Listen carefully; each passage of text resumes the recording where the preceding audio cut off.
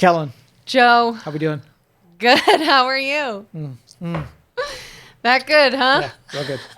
What's going on? Just dealing with my everyday life of casually hurting myself, doing absolutely nothing. Purposely or accidentally? No, just accidentally. I'm 40 now, so walking funny, sleeping funny, turning the wrong way. I hurt so here's how I'll tell you a really fast story. Went to a haunted house over the weekend. First time I've been in years. And I used to be very scared when I went into them. So I would only go in the middle. Someone had to be in front of me. Someone had to be behind me. This one was actually not that scary. It wasn't bad, but that's not the point. Point was I still had to go in that way. But in order for me not to constantly step on the back of the feet of the person in front of me, I had to sort of like do this number. Penguin? Okay. Yeah, through the haunted house. And I think doing that for about, I don't know, maybe a couple of hours it took us to get through a couple of them, I think is how I hurt myself. Because like my hip flexors were really sore. And then today, just getting into my car, I'll be like, oh God, it'll hurt so bad. I like yell out. So in a haunted house, what could you possibly be afraid of? Chainsaws. Without chains on them. But here's the thing. What if? My thought is always, what if an actual psycho got hired to do a haunted house? Nobody knows they're an actual psycho. They're expected to be showing up with different chainsaws and things of that nature and looking scary and having fake blood everywhere. What if they actually put their chain on to actually hurt people? So what's the data say? How many statistically, how many times have you been gutted by a psycho that planted themselves in a haunted house and cut you open? There's a first time for everything, okay? It's so freaky. The 99% of the time Yeah. you just go through and it's a bunch of theater kids who are dorks and try to jump scare you versus the psycho with the chainsaw. You're going to let the psycho win. And that's all it was this year. It used to be more chainsaws, more creepy, more theatrics. This really, all they banked on was the jump scare. And it wasn't even elaborate costumes. It'd be like someone just with some cheap paint on their face that just comes around the corner. And you're like, is that it? They're freaking lazy, of course. That's all there is. Like, even in movies, that's the same thing. Like, you're not really, getting into storylines that evoke some kind of emotion in you. It's a jump scare, and that's all they freaking got. It's either gore or jump scare, and it's so lazy. Oh, yeah. At one point, we were walking through them, and we literally, like, out loud, were like, is this it? Did they not have anyone able to work tonight? Like, maybe a handful of actual actors in the haunted house. The rest was just like lots of smoke, lots of dim lighting, maybe creepy because you can't see and you're thinking somebody might be there. That's it. Like, it really wasn't. So I'm going to say the experience was a letdown. A little bit. It was fun to go do just because friends and you're out and you're doing some fun stuff. In fact, the most fun was watching the actors chase the kids outside. Because rule number 1, don't ever run. Don't run from them. If you show fear and you run, you're done. You're their victim now all night long. Now, have you ever been a performer in a haunted house? No, but I've wanted to be. You should try it. I really wanted to. When I was younger, I was going to look into it. I don't know if they get paid now, but it wasn't when I looked into it. It was volunteer. And I didn't want to like give up my Halloween, to go work. I wanted to go to Halloween parties or go do things. Whereas if you do that, you're kind of working every weekend throughout the season. And I didn't want to give that up for free. So I don't know what the deal is now. And my weekends aren't as exciting now that I'm older. So maybe I should. Well, they're charging like $30 to go through. They've got some budget in to pay their performers. Maybe that's the whole problem, is that they can't get anybody to work for free. It could be. I mean, and the lines were long, especially with this being, that last big weekend before Halloween.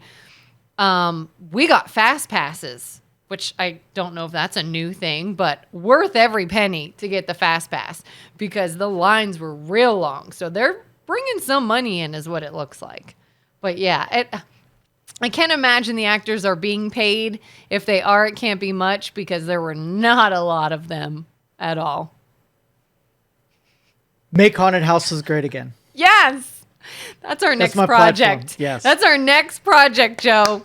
We're going to really show people what it means to get scared. All right, let's talk about the weekend stuff. The big news from yesterday was the Madison Square Garden Trump rally. Yeah. And there was an opening act by a comedian, Tony Hinchcliffe. And did you read? I did not see this. Okay. So Tony, he runs a sort of like a comedy skit where it's basically a perpetual roast. It's about offending people, saying things that are not politically correct, and really drawing attention to himself for the most outlandish things. So perfect for a political rally. And when I was growing up, like comedy was that. You lampooned everybody and everything. Nothing was off the chart, off the table. Everything from politics to religion. If you got offended, they were doing their job. And I think we were at our best when we can hear things that offend the shit out of us and still be able to go into our Monday and not cry all day. Yeah. But last night, now I don't think it was a wise maneuver. I don't think if you're politics, you bring in someone who's going to like rustle some feathers, right? Especially the candidate that's already known for rustling feathers in a negative way. But maybe there's nothing lost. If you do that all the time, maybe it's part of brand, and pissing people off is just part of your, your energy cycle. Yeah, if it's working for you. Right. So the joke was that he took shots at Puerto Rico. He made a joke that in the ocean, there's a floating garbage pile, also known as Puerto Rico. So in the Pacific Ocean, there is this major dump that accumulates in the middle of the Pacific Ocean that's actually garbage. So it made sort of like a deviation from, he's talking about like pollution in the Pacific Ocean, to then taking a big shot at Puerto Rico. Now, so from a strategy standpoint, again, I don't think it was a wise thing. I don't know that it hurts the political campaign when... Now, downside is that we're less tolerant to lampooning anybody anyway. So somebody's going to pick up that joke, make it about some kind of racism or whatever. And there's no there's no advantage to it in that, but there's all disadvantage to doing that. Yeah. In fact, now that you say that, I did see somebody post on Facebook something about that and being hateful and being a bully and calling names. I thought they were saying Trump had said something like this, but this makes sense if it was his opener, so to speak. Yeah, and I think they should have more of this. Like, I honestly think that you have those, just like your scare people in the haunted houses. Everybody's a wussy, and everybody can't hear stuff that they don't like without freaking complaining. Yeah, right? Yeah. So two objectives or two perspectives. So you have the perspective of, was it wise to make people mad? And number two, should we be made mad? And I think we should be made more mad often so that it's not effective. Like, how many times have you heard in this election cycle the phrase or the word Hitler? 1 billion, right? 1 billion. Or even if they don't say that, it's Nazi, implied. Right. And the problem with that is, like, when I was in high school, sort of like the debate instructor said, if you ever resorted to something like Nazi, you lost the debate, right? Because that is like, when you use the nuclear option, it means that your intelligence or your intellect is losing. And if you have to go to Hitler, you've lost already, right? So don't ever go there. Use your intelligence, formulate your plan, use your experiences to storytell and win the debate through strategy. Yeah. Right? Yeah. Everybody just goes to the nuclear option. It's like, oh, I'm having a bad day. Nuclear option, right? It's so lazy, just like the haunted house jump scare people. Yeah. It's just so freaking stupidly lazy. And I think we're weakened and we're lazy, and you couple that too, and everything is a freaking Nazi. Now, the problem is that when you overuse a strategy, it weakens its response to it. So if everything's a Nazi, then nothing's a Nazi. And eventually Nazi won't even be a thing because you've overplayed that hand. Yeah. And when we need to respond, like new leader elected in Uzbekistan, right? Yeah. Is a Nazi. We're like, oh, okay. Heard this before. Yeah, use that one, Yeah. right? And so it diminishes the effect of a thing. When the Yes. jump scare is overused, then it's nothingness anymore, and we pay attention, we become desensitized to it. I'm kind of becoming that way with the word toxic. I feel like that word has just like been amped over the last couple of years. Is it just me? Like, do you hear that everywhere now? Everybody uses it to describe something. Anybody who is offended by anything calls it toxic, Right. or this idea is toxic, or this theory is whatever. To me now, toxic is becoming the new epic that everybody killed as well. But yeah, like everybody misused epic. They used it too much. It was overused. And now toxic is becoming overused to the point where if you want to say somebody or something truly is toxic, you almost now have to find a synonym because that one's played out. It doesn't get your point across. Yeah, it's the same strategy because at one time it was effective. Like if I called you racist, it would be socially damning. Mm-hmm. And so like, oh, there's real power in calling someone racist. So you call everybody racist until people are like, everybody can't be racist. Yeah. Like, and then like, when you say it, it's just like, so you have to, it's a Britney freaking Spears effect. Everything is a Britney. Britney ruined everything. So yeah, that's what and here's the main origin of this is that we let stupid people participate. And that's the downside of letting dumbness sort of like propagate. Mm-hmm. Is that dumb people only sort of have one strategy, and it's observing something's effective, overusing it, and being completely surprised when that effective thing no longer becomes effective. And so we have this whole world of people who are now outraged because I called you a racist, nobody responded, and how'd that happen? Well, my mom kind of explained to me, I think it was probably the third grade, that when you cry wolf, like people pay attention to you the first time. Yeah. And by the third time, they don't listen to you anymore because it became unbelievable. And those little tiny words of wisdom and logic are being ignored by those lazy, dumb people, and they're ruining things for the rest of us. So I really wanted to hit you with something. I couldn't use racist because everybody's racist. I couldn't use Hitler because everybody's Hitler. You run out of comparisons, and then everybody is, there's nothing that is radioactive enough to bring you to a level of your outrage that is proportional to what you're trying to bring attention to. Oh yeah, another one I keep hearing with this election specifically is, well, this will be the end of democracy. And I've heard that for both candidates. They're going to kill democracy, the end of democracy if you vote this way. And I'm just like, yeah, you're going to have to come up with a better reason than that, because now it just falls flat because it's been used so much. If we don't do a recording today, it's going to be the end of democracy. Yeah. Now, how that should put fear in your heart. Yeah. To do a recording because democracy will end if not. You're going to end democracy and be a toxic racist. Toxic, who wants racist democracy ender is us. Oh my gosh. I knew it. But where do you go from here? Like, I was listening. I follow a couple of people on Twitter who at the same time, like, they can have a whole week dedicated to saying Trump is Hitler and the end of democracy and whatever.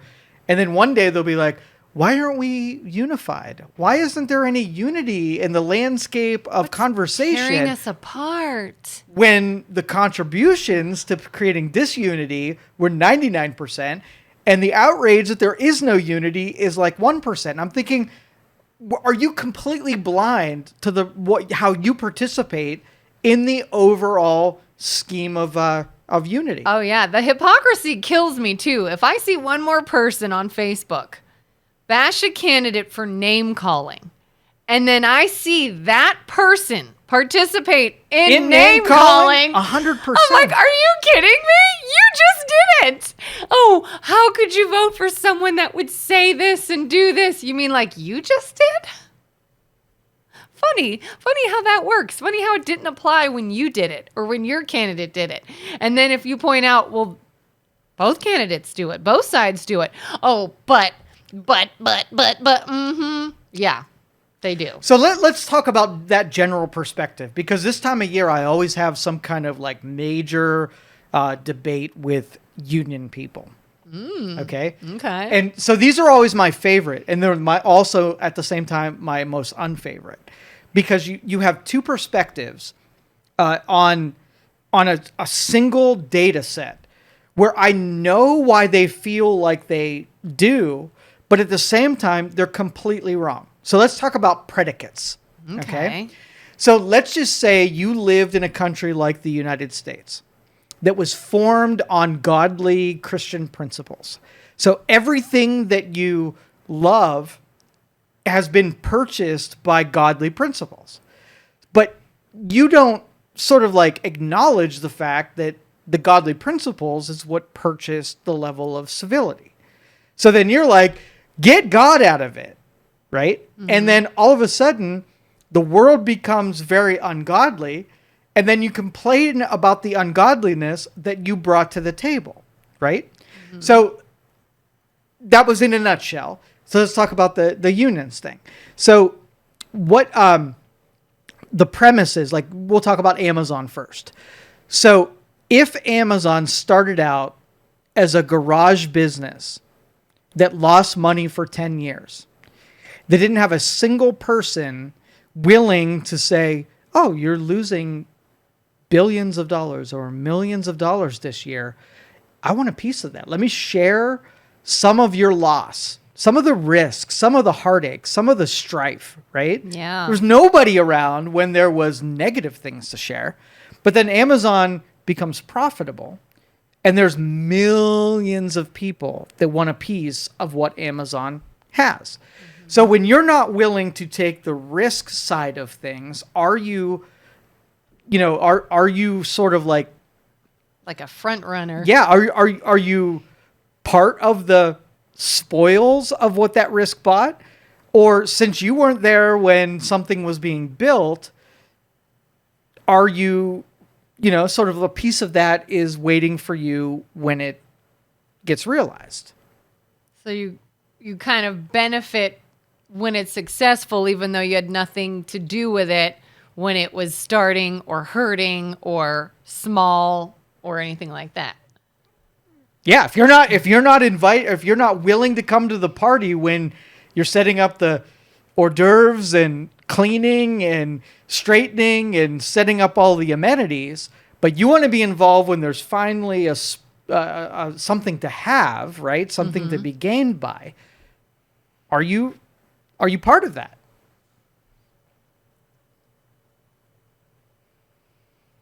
I mean, I could see how somebody would want to wait and sort of buy into something after seeing it is now for a sure. good There's thing. fruit. There's something to eat. Yeah. Oh, this has value. This is valuable now. Now I want to be a part of it. Now it's less of a risk. To make sense. It also makes sense though to be like, but you weren't here. Yeah. You weren't here for the setup. You weren't here for the hard work. You weren't here when there was a lack of, sort of like a lack of an end. Yeah. You weren't here for the struggle. Exactly. All right. So the union argument is always where union members that are saying, look at this company, it's making a ton of money. Like we want a piece of that. Like we want that. So my argument is always, a union member should open the business that they are gunning for, right? Mm-hmm. Cut a couple of payrolls and see mathematically how willing they are to be, you have a bunch, like you have enough, give me some of that kind of thing. When it's your name on the signature line of the check, things kind of change a little bit and you feel a little bit differently about what you can afford to pay.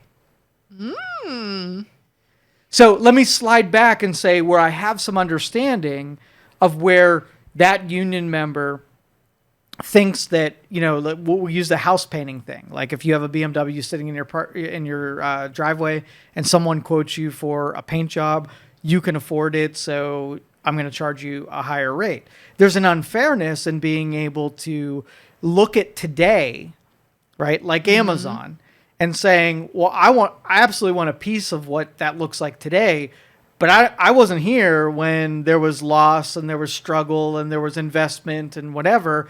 I want to go to the good part. I want to harvest down when there are, fruit. There's fruit. Yeah. But I don't want anywhere near the time when you were building that.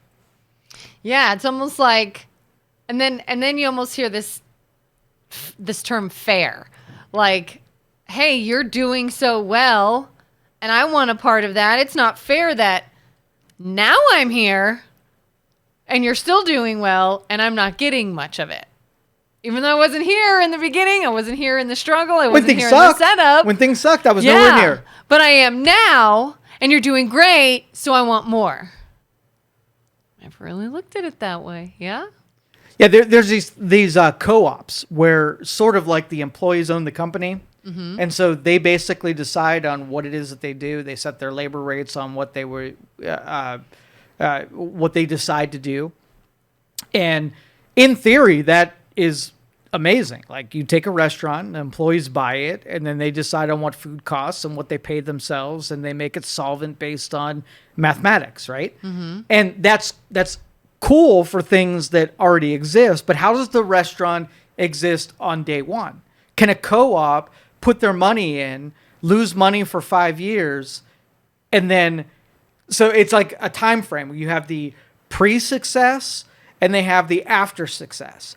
And the people who are involved in pre-success, I think 100% are, have a stake in the successes.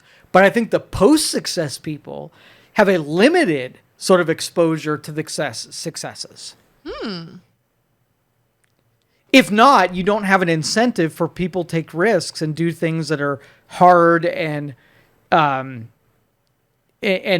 have sort of like a mathematical certainty. After there's certainty, there's a ton of people that want a seat at that table and want to take advantage of the fruits. There's a company down south, not far from where I used to live. It's called Alitrade. Have you heard of them? So they are a chicken plant, basically. They provide chicken to different restaurants. Buffalo Wild Wings was one, at least down there. We toured it one time, and we got to see what they do. It's not a luxurious job by any means.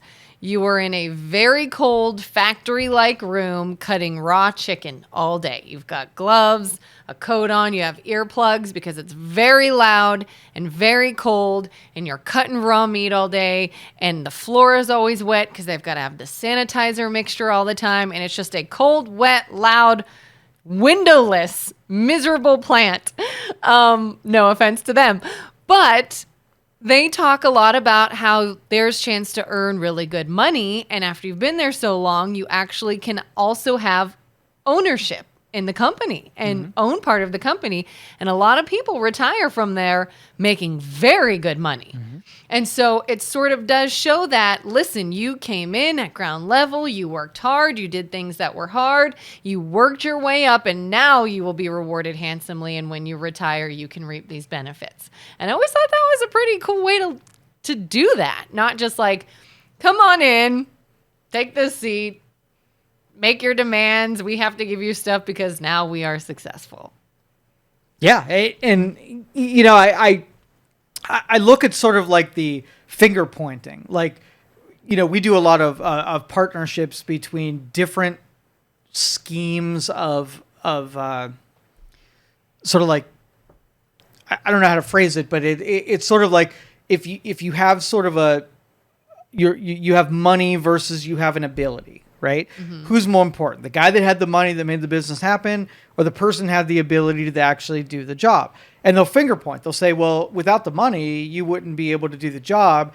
And without the job, you wouldn't have been able to do the money. Yeah. Right? And so there's never sort of like an even fair distribution of who's bringing what to where. So you have laborers who look at administrators and like, dude, they don't even know how to pour concrete. And then you have the administrators who are like, well, dude, you don't even know how to set up jobs and get new customers. So you look at each other like their job's more important, and without them, it would absolutely never work.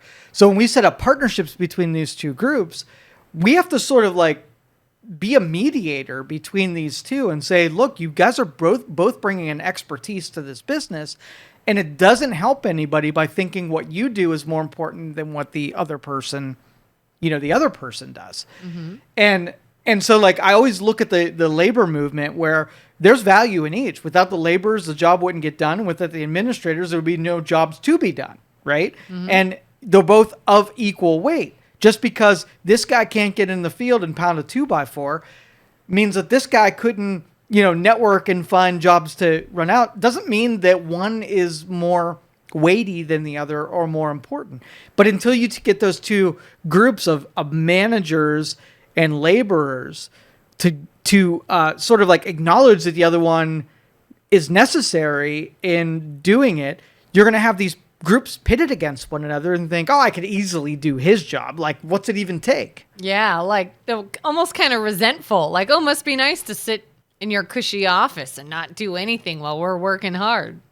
Yeah, and the comments that I read is taking shots at one another, right? Mm-hmm. And so the laborers think, like, he does sit in that office and he just drinks coffee, and what does he even do? Like, do my job for one day, and you'll absolutely know, what how important I am. Yeah. But it's sort of like just the opening topic is it's not necessarily about money, it's about the power. Right? The laborers think that without the job, then you're out of business.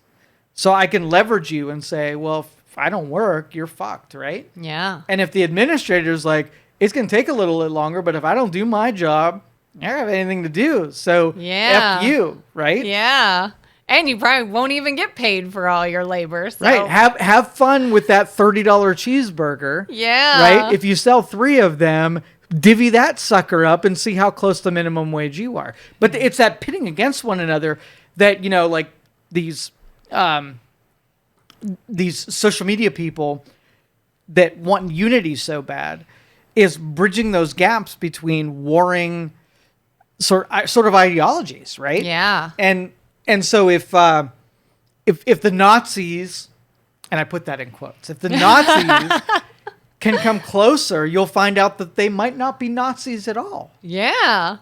I feel like everybody could sort of look at the other side a little more. Sometimes I have even used the phrase like, when you are feeling so strongly about a policy, an issue, a person, a candidate, whatever, and you don't understand why people you love and respect are for someone else, then look, then ask, then consider. It's like people just want to be right more than they want the truth, more than they want something to work. And it's like everybody will get pitted against each other and everybody wants to fight and everybody wants to be like, why can't we all just get along and why can't we unify and why can't we blah, blah, blah. Oh, I don't know. Maybe it's because you saw your friend had a different opinion about something. And instead of saying, well, let me hear your side of the story, you went, oh, I can't believe you would even think that and cut it off. That's 100% right. It's absolutely 100% right. And here's another, this might be even taking this sort of into left field a bit. Oh, I'm about to go left field, so go for it. Okay. I keep seeing this argument too when they make instances like this about religion. Instances, I mean like a political race or whatever. And everybody wants to do this pit against maybe like a Christian candidate and somebody, their defense is, well, this candidate's not Christian and they're not whatever. And they don't like Jesus and they don't like blah, blah, blah. This to me is also becoming another one of those fall on deaf ear issues. Because who said the president of the United States has to believe in God or has to be Christian? Or has to enforce that everybody be Christian and believe in God? Is it a great thing to be? Personally, I think it is. But do I have to make all Americans? Do I have to make anybody who comes to this country and starts a life here, do they have to follow that same belief? I don't think so. So when someone's like, well, God's big for me and one person is super into God and the other's not. First of all, you don't know that. You're being fed information that's biased. You're seeing a clip on the internet and you think it's real and it's not. And second of all, I don't care. I don't care because the whole reason we're here in this country is that we don't all have to believe the same thing. That was my soapbox. No, but what's really important about like Christianity or a set of beliefs that are principles to you is that when I hear you're a Christian, I have check boxes to know how you're going to behave. Right? Which may or may not be accurate. May or may not be accurate. Yeah. But if I'm going to make a decision and say, okay, like if I have a simple principle is that I try to give more than I get. Right? Mm-hmm. And so if everybody had that utopian view, that we would be looking to the other person and trying to outgive them. Right? Mm-hmm. The only way that utopia breaks down is if when you have one person that doesn't have a set of principles that is give more than you can get, and they are take more than you can, or take all that you can, mm-hmm, right? Mm-hmm. So if you have a take all you can person that enters their way into that principle, then you can see how you're like, well, I'm going to give and give and give. And then the one thing is that person is going to ruin it for the utopian guy, right? Yeah, and I think morals, principles, things of that nature, great. Absolutely. Have a rule set of those.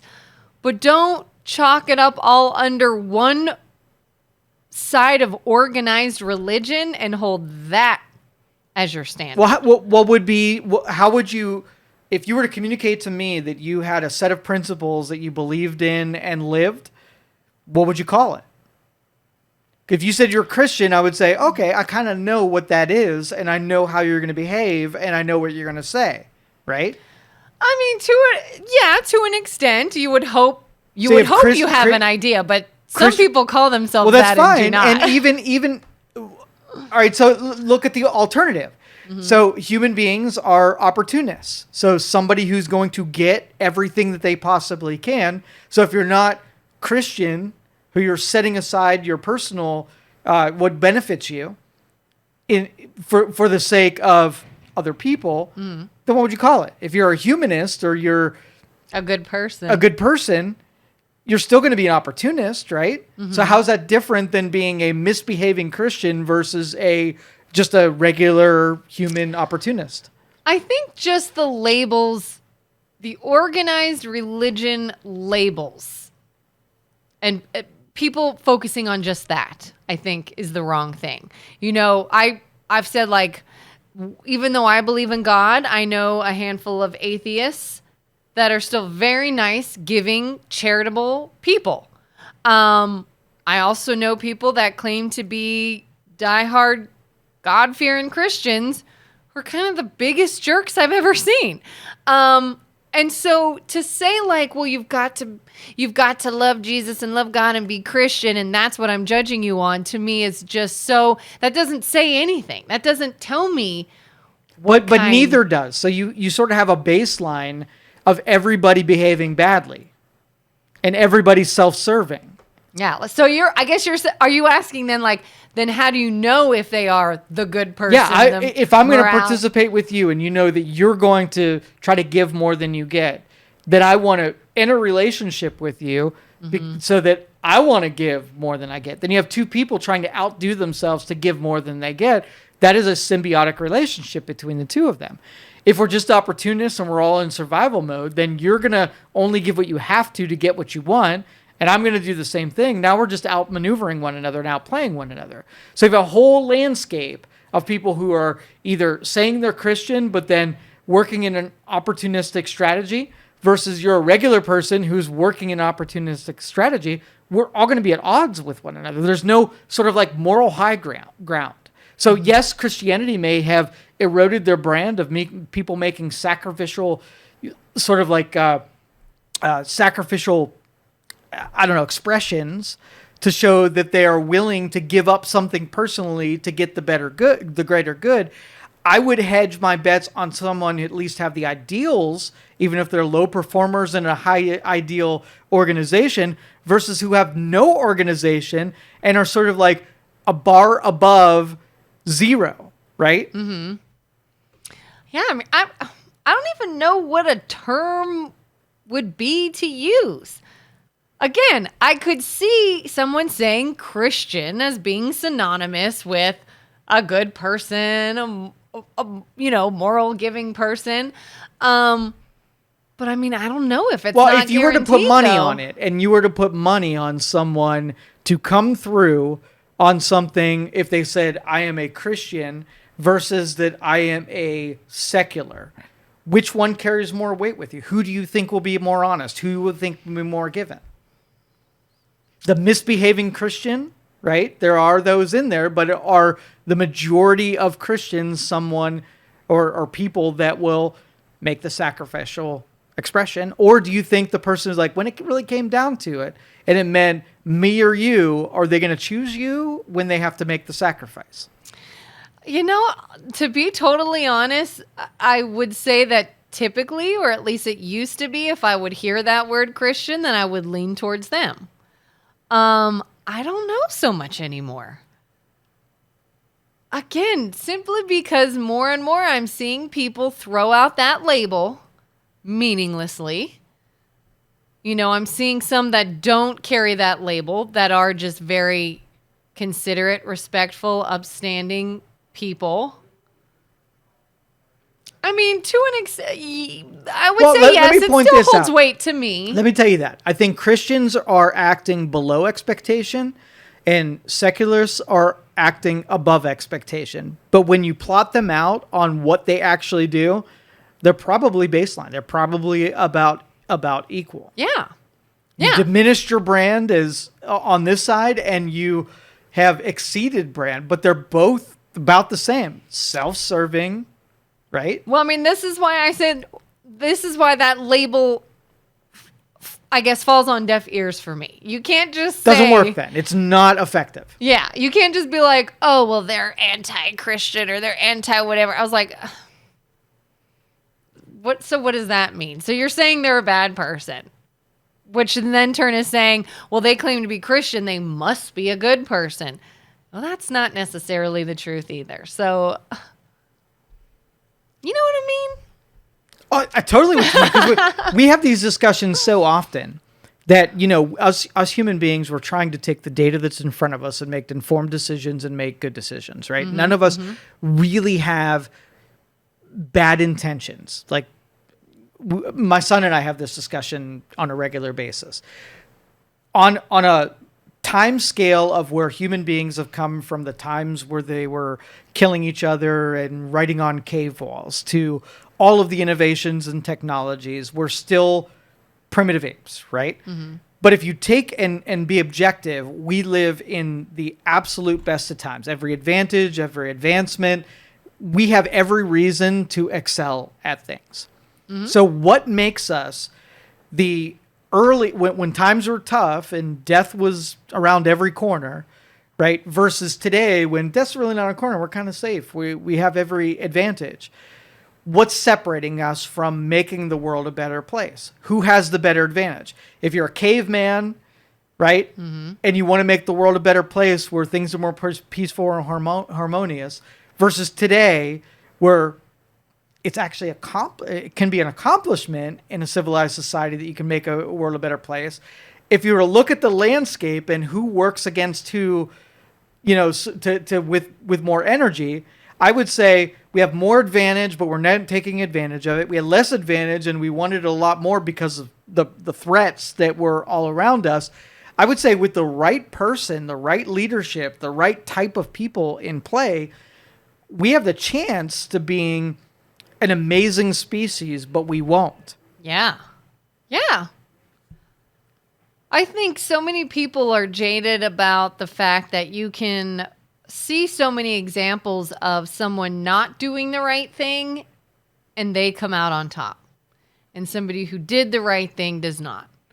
And that's not in every example or every situation, but it's often enough that I could see how we, as beings would tend to go that route then of not doing the right thing. If someone's like, yeah, that's probably the right thing. We'd all love to be doing the right thing, but what's it get you? Nothing. What's the point? Well, all right, let's take an example. I want you to quickly think of an example of someone who didn't follow the rules and there was a strict advantage there. So let's dissect it a little bit and find out what we can do. Like if we make we can tell listeners what they can do to right this ship, right? So give me an example of somebody who proved to you that not following the rules was an advantage in our culture. An advantage or maybe just not a downfall?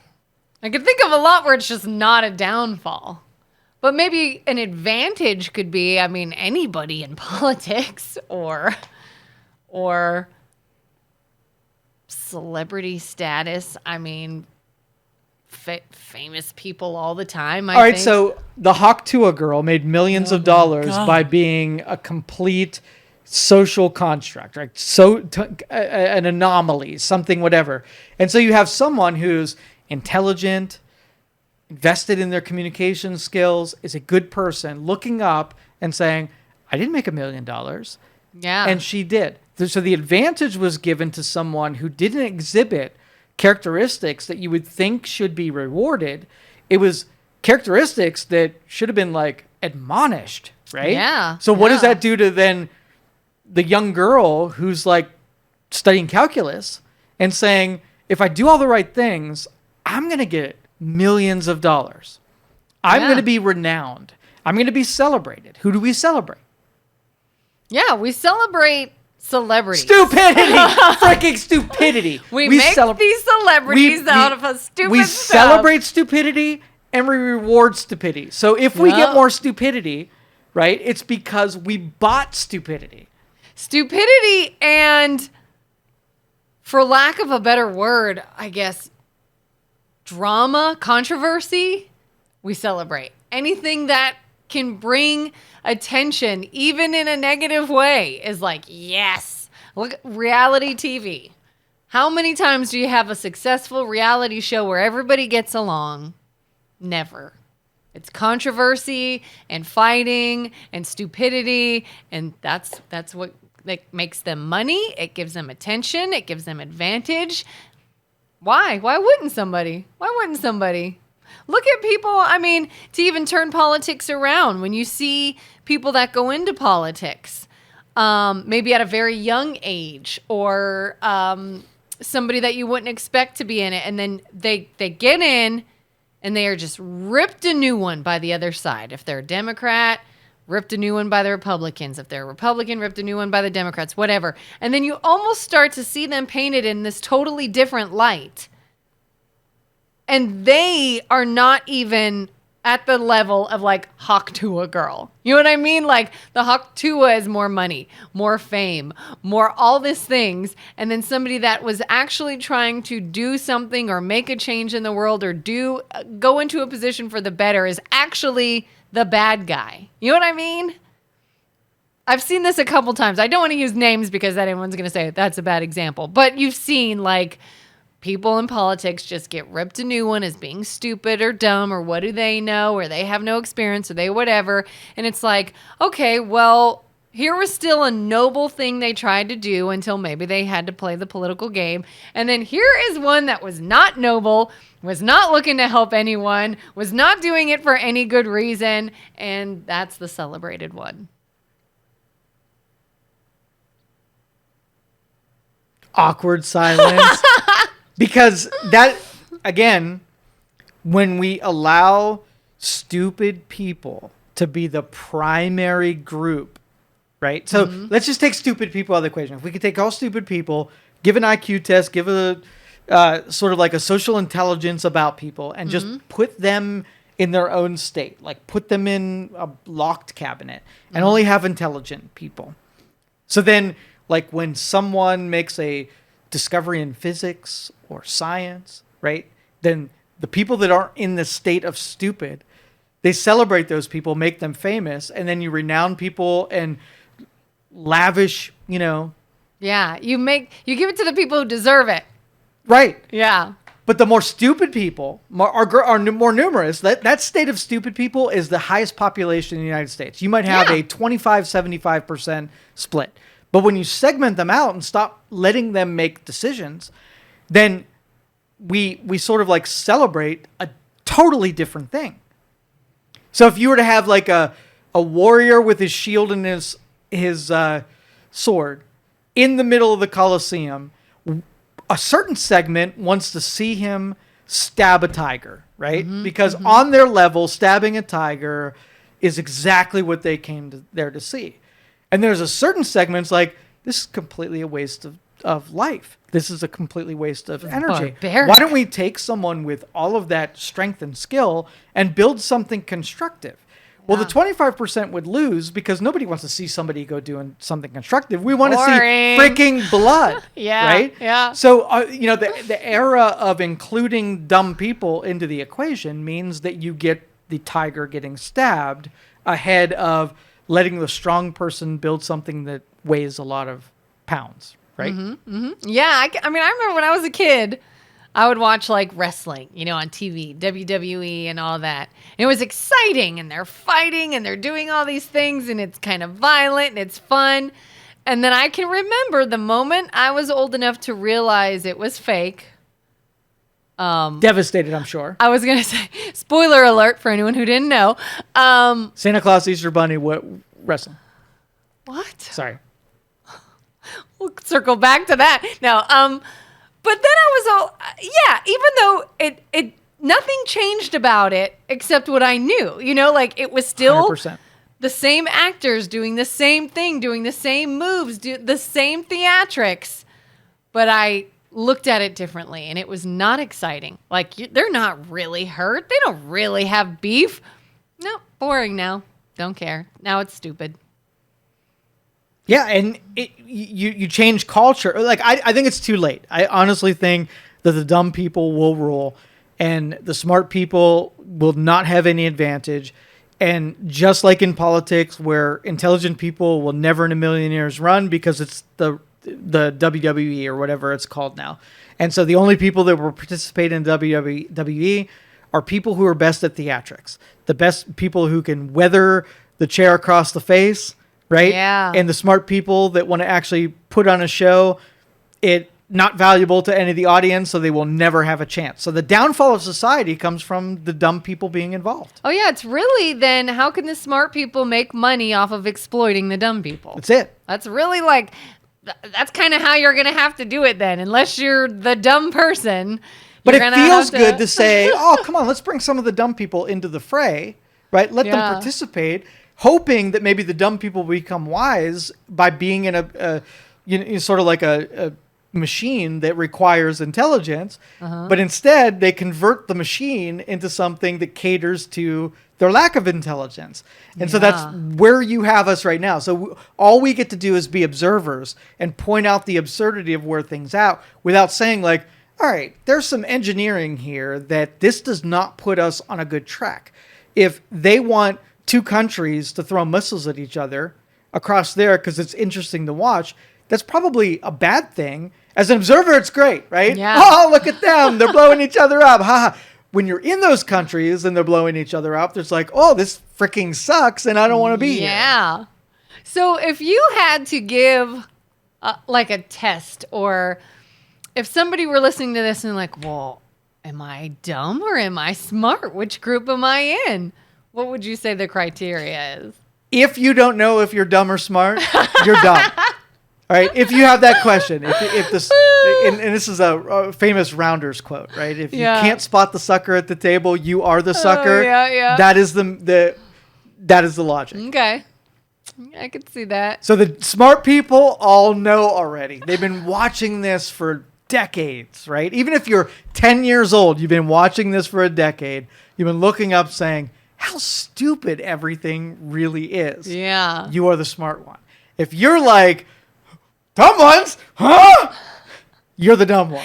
But there's a bunch of dumb that think they're the smart ones. And don't tell them. Like the worst thing you could do is bring it to their attention because they're not going to try to be smart, like they're not going to be like, oh, if somebody would have just told me, I would have totally picked up a book. Yeah. But they'll double down, they'll dig in, and they will prove to you that they are really the wise ones. The machine changes because of the dumb ones. I'm 100% convinced. Oh, yeah. So now we just have to figure out how to control all the dumb ones. Control, or just give them a state. Pick a state that I pick California because they're already dumb, right? It's not like we add more population to California and their demographics are going to somehow change. What do you got against California? So many dense, dumb people. Okay. Dumbness, like in pure singularity density. That's like where they go. That's just dumbness. Dumbville. Oh, you're going to get a lot Send of them hate all to from California. And let them circle around and complain about how dumb they are. And that'll keep them busy from infecting the rest of the states. Have you ever been to California? Yeah. I've never been to California. Yeah, California's really nice. There's some smart people there, but it's all like they're dumb. Where else is another dumb spot? New York, definitely. Dumb people sort of like congregate amongst other dumb people.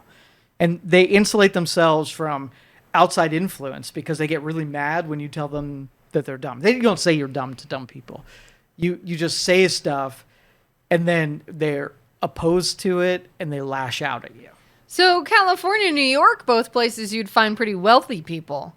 Are they wealthy because they were smart, or are they wealthy because they got rich doing I don't dumb necessarily stuff? think that there's a correlation between intelligence and wealth. Mm-hmm. I mean, it's some really, like Haktua, like she's really wealthy right now. I was and saying, I wouldn't when you're exploiting the dumb stuff. When I'm looking through like, oh, you know what? There's a big scientific problem that's going to save all of humanity. Who should I put on this? It's not, Haktua is not going to be on the top 10 list of people who I want working on that problem. It's people who are good logical thinkers, people who sort of like distance themselves from current culture and they work on problems without bias. I have lots of, along with the union people, I also debate with the environmentalist people, right? Okay. Because just another religion. So every sort of hit you put at religion, about organized religion, you can also take the same criticisms and you can levy it at any of these sub-religions like environmentalism. Environmentalism as a sub-religion. It's a sub-religion. How so? So critical thought means that you throw an idea out there and you let people talk about it, and you know that you might have got some stuff wrong, and through sort of the debates and exchange of ideas, you have a better picture of what is real and what's not. Mm-hmm. A religion is where you throw something out there and you really don't want people taking shots of it, and you won't really want people adding to it, and you don't want people criticizing what you've already come up with. So you almost defend the thought as something that has an immunity against criticism. You don't want to question it. Right? So good logical thought, meaning that I can say something has a potential. Like another religion is sacred voter fraud, right? Mm-hmm. So logical thinkers are going to be like, okay, well, if you say that there is voter fraud, which means that somebody's going to say there's not voter fraud, and through a series of data exchanges, you're going to come out with there's going to be not as much voter fraud as the voter fraud person thought, and not as less voter fraud as the total not voter fraud person thought of. And you meet in the middle somewhere, and you're like, oh, we solved the problem by having an unbiased approach and having a willingness to come to some kind of consensus. Where I can say, where are human beings changing the environment by being human beings? Yes, anytime you touch something, you make some kind of change. So the thought of us making innovations and not changing the environment, it's 100% certain we are, right? Mm-hmm. And you have the environmentalists saying that we are changing the environment and we're going to change the whole thing, and human beings are the problem in the deal. I'm going to say, well, human beings are the important part of this. The environment of the earth, if we were not here, isn't as important as making logical and reasonable decisions to make the environment as good as clean and responsible as possible. And through those two things, you should have two reasonable people be able to come to consensus. We don't want to be dirty, and we don't need to do anything that puts us at a higher risk than we need to. Okay, so that would be an environmental or a reasonable environmentalist like myself would be. If an environmentalist like, no, we need to remove capitalism, everything that an environmentalist hates becomes responsible for the cause of the damage of the ecosystem. So if capitalism is their boogeyman, then capitalists have to disappear and human beings have to disappear, and let the earth be without human beings to be in its most natural default state.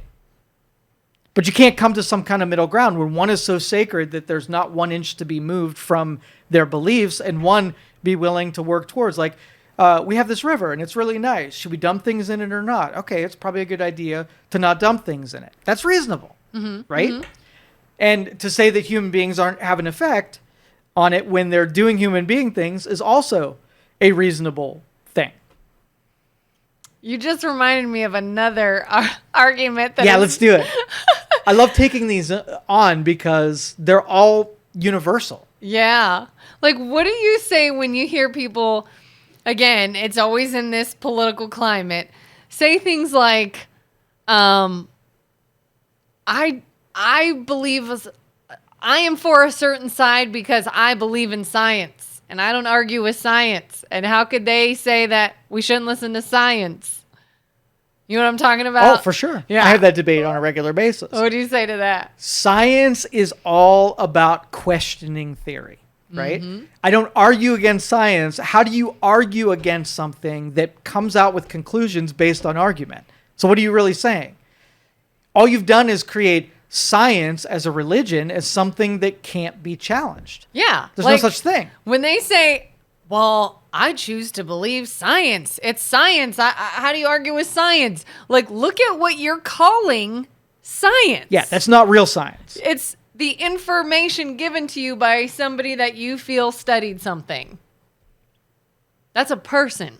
That's not science. So let me quote. Let's do the science thing, because this has actually happened over the weekend, where there was an article about CO2 and how biological material, plants and algae in the ocean is absorbing way more of CO2. So the theory from the rest of us, if you create more CO2, then plants respond because that's what they eat, and you get more plants and they consume more of the CO2 that's in the atmosphere.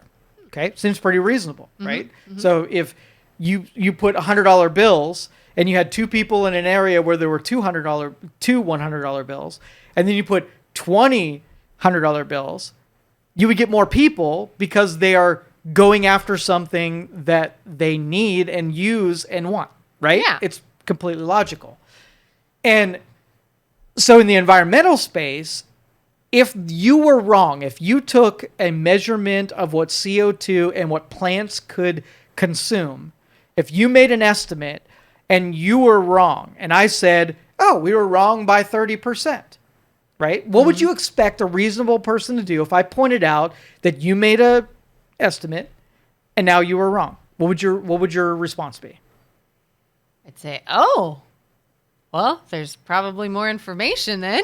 That's science, right? Yeah. Right? We thought one thing, we got more info, we did different studies, we found out something else was the case. Happens all the time. Right. And so you take a risk assessment. Depending on how likely you are that you are right, you risk things based on how likely you are right. Mm-hmm. Okay? So let's just say in your own household, you think that you have a 1% chance of you leaving your house, that there being a fire when you're away. Is there a tolerance for the risk of having a fire? Would you leave your house anyway? What steps would you take that you feel secure? So let's just say you're an environmentalist and you think we're destroying the environment. And in order to save the environment, you need capitalism to die. Okay? So I give you that as my, origin hypothesis. So me as a reasonable person, I'm saying, okay, well, environment dying, capitalism disappearing. If capitalism disappears, CO2 goes down, and environment is saved, right? That makes all reasonable sense. And if you threw that at me, I'd say, well, that's a good starting point. Mm-hmm. But the next guess would be saying, okay, well, can we do things other than capitalism dying that will give us a benefit that might save the environment that does not include destroying capitalism? So then you come back and say, keep making an improvement to all of the nouns and verbs in the formula until we sort of get to a baseline of what risk we're willing to take to get the benefits that we're looking to create. Well, I'm willing to do that, but all it requires is two things. Accuracy in your data. If you say something is true, I expect you to really prove out that you were true. And if you make a lot of predictions, so if I said the world's going to end in 2020, right? And it's 2024 right now, and the world didn't end. When I say the world's going to end in 2025, right? Yeah. How much do you believe me? Not much. Less. Because I made the prediction, right? Yeah. I was wrong, so my next prediction kind of carries a little less weight than my first prediction does. Uh-huh. Right? Yeah. But if I say the world's going to end in 2025, and I share the data with you, right? You don't know that I'm right. I don't know that I'm absolutely right. I can only just share sort of like what elements made me believe that it was going to be 2025. You couldn't say I'm being a jerk by saying it. I'm giving you a fair warning that the world is going to end. Now, we don't have the luxury of knowing if I've ever been right or wrong about world-ending predictions, right? But if I say, no, you can't question me. The world's going to end in 2025. I'm not sharing my data with you, and you can't question it. It's 2025. Now, how likely are you willing to believe in me? Because there's a third step to this too. So answer. I feel like just saying I can't question you. I don't know if that makes me believe you more. Yeah, it ups the. Yeah. Okay, so third step. Okay. Third step is the world's going to end in 2025. December 31st, 2025. So on December 30th, I need you to sell your house and all your belongings. Right? And I need you to party down on that day because I'm so confident I'm willing to let you take some kind of financial risk and have you invested in the fact, believe me, you can't question me, sell your house. Are you selling your house? Are you taking the step that risks yourself based on what I tell you is going to happen? And you can't question it. No, I want to question you. Zero. So the environmental movement, I follow them until they take that sacrificial step because they can't help themselves. It's going to happen, and I have the data, and you can't question it, and let's go after that guy, right? It's the go after that guy that I always like, whoa, right? I'm willing to hear your theory, and I'm willing to even say that you're concerned about it, and your data might be correct. But let's make sure you're super good at making predictions before you go after that guy. Yeah. I see what you're saying. It's almost like as soon as they show an ulterior motive or an allegiance 100% to someone. Because it's always going after their boogeyman. It's weird. Like, that's why I question whether or not it's sort of like a religion of sabotage, right? Who do they always pick as the person that's the biggest contributor? So let's just say, let me give you this is not going to be accurate, but it doesn't matter, just for exploratory demonstration standpoint. Okay. So let's just say the world is producing 100 tons of carbon dioxide, right? Mm-hmm. And the world is going to end because there's too much carbon dioxide and the world has a perilous future because of that carbon dioxide. In the United States, we are responsible for 2% of that 100 tons. So of that 100 tons, 2 of it's ours. And in China, they're responsible for 90% of that. Okay? Okay. So the world's going to end. Carbon dioxide's the boogeyman. 2% is the United States, and 90 of it is China. So what we're going to do is we're going to go after farmers in the United States. They're going to pay that consequence. So reasonable Kelin's going to say, if the farmers do what you tell them to do, we've eliminated 0.5 of the U.S.'s responsibility in carbon dioxide emissions. A reasonable person is going to ask, What about China? What about China? What are we doing for them? So you're going to risk and punish the 0.5% farmers, decimate and destroy another person. And on the other side of all of that risk and all of that energy, you reduce 0.5. Is the sacrifice of the farmer worth, right, the 0.5%? Or the same energy, because you can't go after China. They're not going to listen to you. Your power is not wielded in that direction, but your power is wielded at the farmer. Is it worth taking him out when that offender over there is going to be unchanged? That jump is where I start to disagree and say, hold on, math here, right? That math ain't mathin'. Bad risk, not a great risk. And then, of course, that's kind of where you see that, well, we're going to go after this. It's going to maybe matter by a point whatever. And then they're going to say, so I don't agree with that. We shouldn't be looking at that. And they're going to say, why? You don't believe in science? Exactly. You want to argue against science? Against science. And when it comes down to the person that was destroyed because of your noble gesture, nobody's there for that farmer that got decimated. You're like, oh, I was wrong, and he died, and who's responsible for that? Oops, sorry. Let's move on to the next casualty because of my exuberant, and this is that lack of intelligence that I'm talking about. If they would stop at putting someone in the crosshair that they disagree with and taking them out, I would say it's intelligent up to that jump, because I'm with you until that jump. Yeah, and then they start saying things like, well, if you don't want to hold accountable that farmer, you're dangerous. Exactly.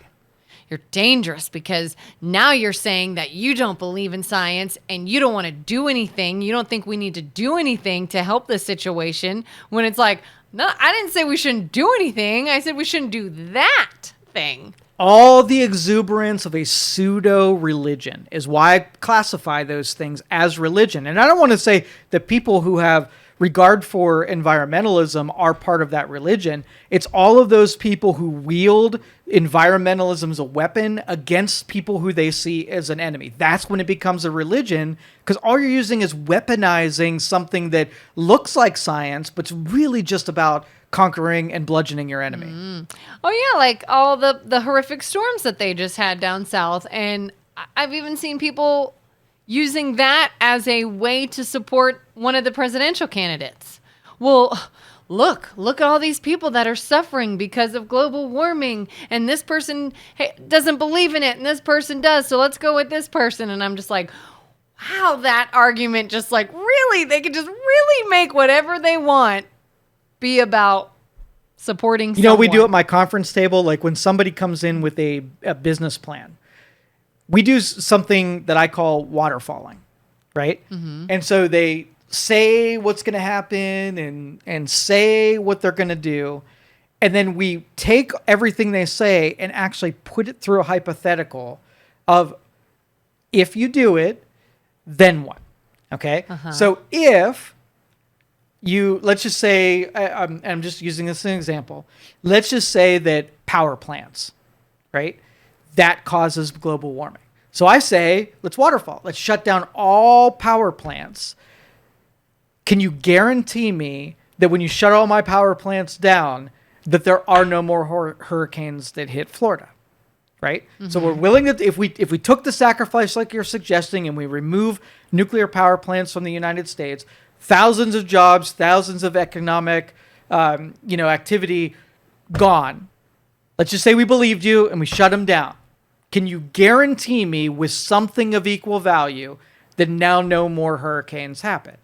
And the scientific response is you can't guarantee that. Yeah. It's nature. Just because we remove CO2 doesn't mean we're not going to have hurricanes. But when you went into the argument, you were confident that we're causing it. But then you're less confident when we stop doing the things if it actually causes a change in what's deal. So only thing you can take away from this are we're contributing to it. And how much are we contributing to it? Are my power plants causing a 0.0001 or a 1 or a 5 or a 10? What multiple is my power plant causing to it? And is the risk of shutting down my power plants worth the percentage chance? We understand in we all play the lottery, right? If I said that if you do a scratch off ticket, that's a 1 in 1,000,000% chance of winning. How much would you be willing to spend to win $1 million, right? You'd probably buy 20 tickets, and they would say you're probably going to be pretty confident that you're not going to win at a 1 to 1 million. 20 is not enough that goes into $1 million. It says you have a high enough chance of winning the lottery. What if I said there's a 1 in 500,000 chance? Well, you're a little more confident, but still probably not going to win. What if I said that there's a 1 in 20 chance? You pay $20 and you win $20, and there's a 20% chance. Now you're super confident, but then you're like, I'm only going to win $20, so why would I risk 20 to get 20, right? Even though the confidence level is high, the reward is really low. So these things have metrics that can say risk versus reward. $1 million worth of economic activity for $1 million worth of environmental, disaster. What is worthwhile? And if we broke things down in that manner, then we can make an educated decision. That's why waterfalling is playing the whole thing on. If I say gave you the scepter and you could do whatever you want, lay it out for me. What are the considerations? What are you taking into account with what you want to do? I like it. Are you looking forward to no more political ads on TV? I am so looking forward to it. Especially because not only is it on TV, we were watching a movie that was streaming the other night, and every single one was a political one. And I'm just like, can't take it. I can't take it. I don't know actually what I am looking more forward to. Not seeing the ad itself or not dealing with everybody else. All the people that have an opinion based on those ads. That I think is getting even more annoying. I could look at an ad and be like, oh my God, it's a dumb ad. But it's like 30 or 60 seconds of my life rolling my eyes versus just all day, every day crap on Facebook, on the internet, text message, just all the stupidity is everywhere. That I cannot wait to be done.